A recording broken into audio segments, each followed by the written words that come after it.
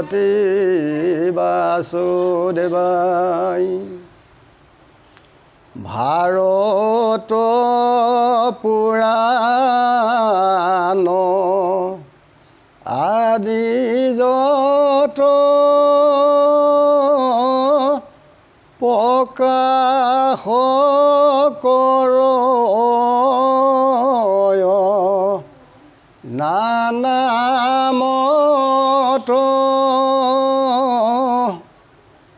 যত মহাজন খবৰ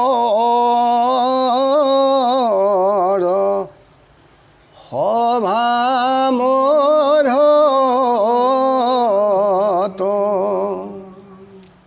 পৰম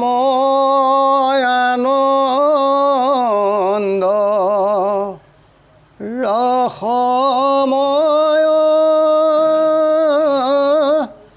কোটি সূৰ্য সম প্ৰকাশয়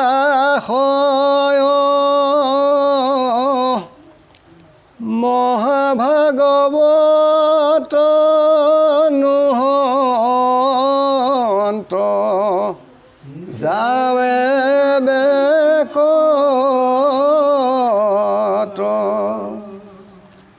ধ্ৰুৱৰ ৰাজ্য শাসন প্ৰথম খণ্ড দলৰি। ৰাম প্ৰজাক পুত্ৰক সমানে দেখন্ত নকৰন্তয়ো তপাত দুখী ভিখি দেখি পোষন্ত পালন্ত যেন নিজ বাপ মাও শীতলত জল পতাপে অনল গম্ভীৰে যেন সাগৰ দানে কল্পতৰু জ্ঞানে সুৰগুৰু পৰাক্ৰমে পুৰন্দৰ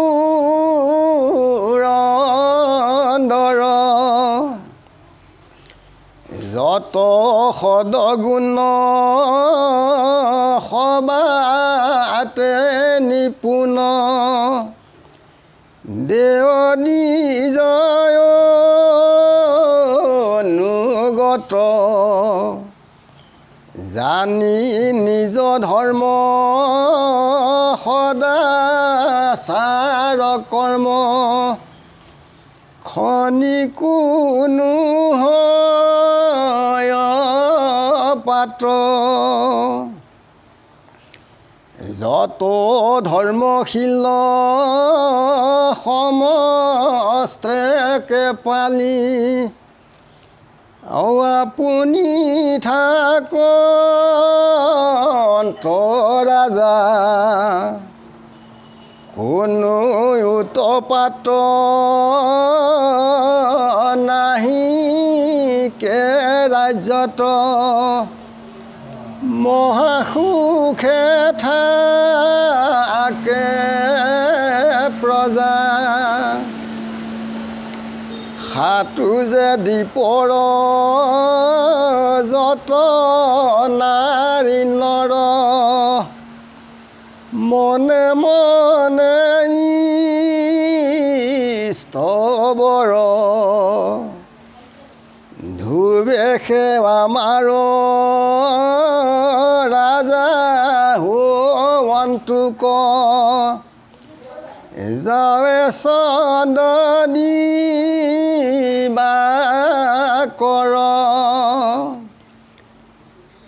৩২,০০০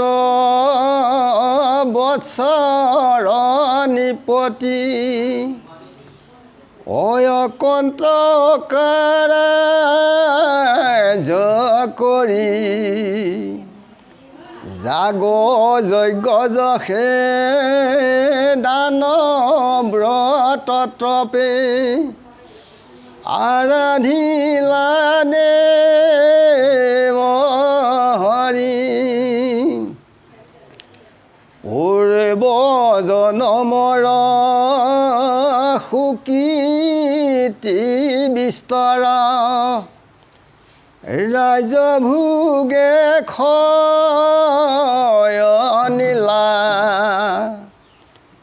ত্ৰপ্ৰবত ধৰি কাই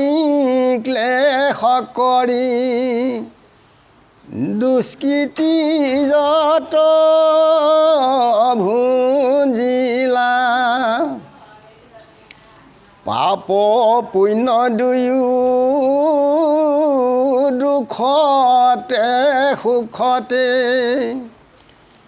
ভোগ কৰি নীলাক্ষয় পৰম বৈৰাগ্য লভি মহাভাগ চাৰিলা মনে বিষয় সাৱধান মনে থাকি নিজাসনে জিনিয়ামিন্দি অবৰ্গ হয়া স্বতন্ত্ৰ অনেক বৎসৰ ভুঞ্জিল ভূস্বৰ্গ হৰি ভকতিত লভি বিৰকতি সবাতে ভৈল বৈৰাগ্য পুত্ৰ দ্বাৰা ধন দেহ আপোন নুবুলত মহাভাগ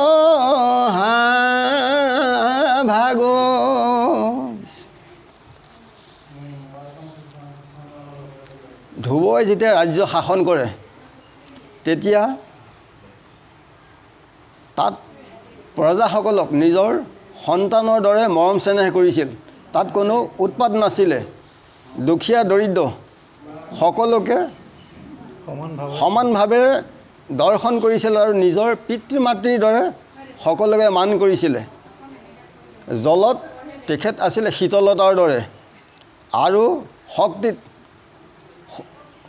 অনলৰ দৰে আছিল, অৰ্থাৎ অগ্নি। গম্ভীৰত সাগৰৰ নিচিনা, দানত কল্পতৰু, যি বিচৰা যায় তাকেই তাত পায়। আৰু জ্ঞানত তেখেত গুৰু আছিলে আৰু পৰাক্ৰমত ইন্দ্ৰৰ নিচিনা আছিলে, যে যিমানবিলাক সৎগুণ আছিল তেখেত সকলোতে বৰ পাকৈত আছিল। দেও দ্বিজত সৰ্বক্ষণে তেওঁ সেৱা ভক্তি আত্মা ঈশ্বৰ স্বৰূপে ভক্তি কৰিছিলে আৰু নিজৰ ধৰ্ম সদাচাৰ কেতিয়াও তেখেতে পালন নকৰাকৈ থকা নাছিলে। যে যিমানবিলাক ধৰ্মশালী তাত সেই ৰাজ্যত আছিলে, যে ৰজাই কাকো অসুবিধা কৰা নাই, সকলোকে সমভাৱে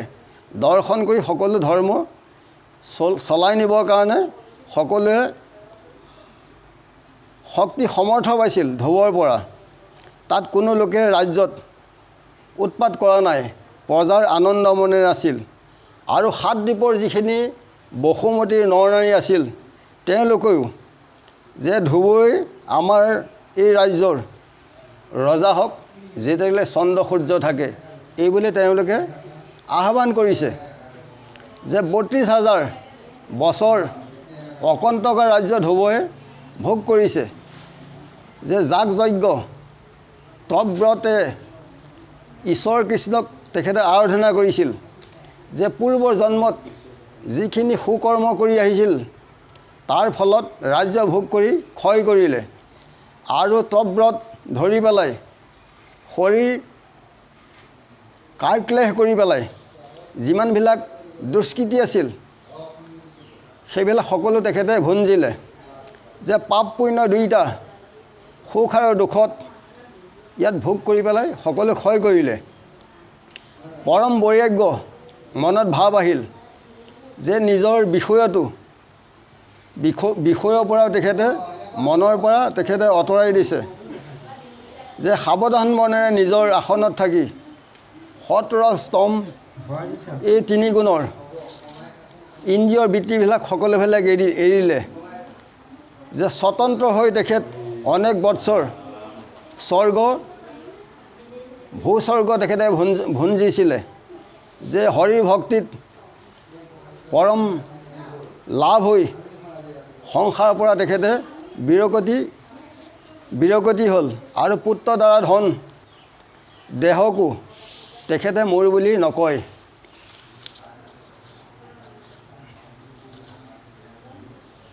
পৰম সুহৃদ ভাৱ আনত নকৰে কৃষ্ণে প্ৰাণ আত্মা বুলি যিটোজনে ধৰে কৃষ্ণৰ চৰণ সেৱা নচাৰে মনত সেহিনৰ তৰে মায়া ইটো সংসাৰত বিষ্ণুপদ পাৱৈ গয়া শিশিনৰোত্তম দেহত গেহত যাৰ নাহি অহম্যম সবাকো ব্যাপী আছা পুৰুষ পুৰাণ জানি হৰি বুদ্ধি কৰা সবাকে সন্মান কাৰো লগে আতিশয় নকৰি বিবাদ একোৱে প্ৰাণিক মনে নিদিবা বিষাদ দেহৰ নিমিত্তে এৰি বেক বৈৰ বুধি তেবে সে কৃষ্ণক পায় চিত হৈ সুধি এনে মাধ্যমেই আগবাঢ়িলে আমাৰ সকলো মনুষ্যৰ লোকসকলৰ কল্যাণ হয় আমি ইমানতে কৈ সবৰ চৰণত সেৱা জনাই আজিলৈ ৰাখিছোঁ গুৰু কৃষ্ণ কৃষ্ণ মহাদেৱ ৰাম ৰাম গুৰু কৃষ্ণ কৃষ্ণ ৰাম ৰাম